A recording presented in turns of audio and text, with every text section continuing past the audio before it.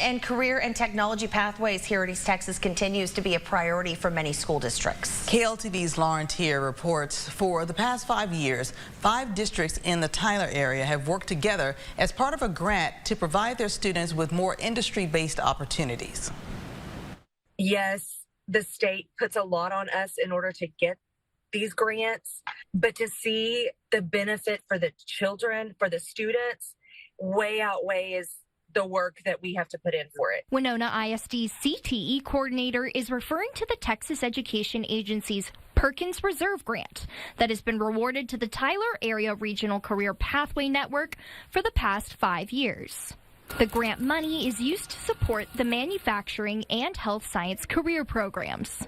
Since they first received the grant money, we're definitely seeing an uptick in enrollment and an uptick in those requests for both of those programs for sure. My manufacturing has exploded. My health science has exploded. Tyler ISD Executive Director of College and Career, Kristen Walls, says they have also seen an increase in interest for the 2 programs. Really, these 2 programs are feeding straight into our workforce. Not necessarily tomorrow, but definitely in the future. Ultimately, the grant is applied for by and divided between 5 school districts, including Winona and Tyler, but also Hawkins, White House, and Chapel Hill.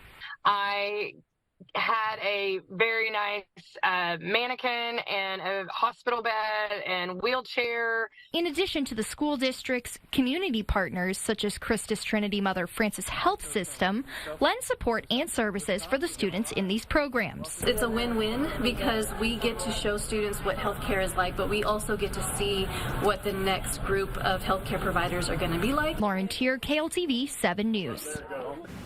While there is no guarantee the grant will be available for next school year, the school districts we spoke with say they are hopeful they will be able to continue the partnerships they've strengthened over the past few years.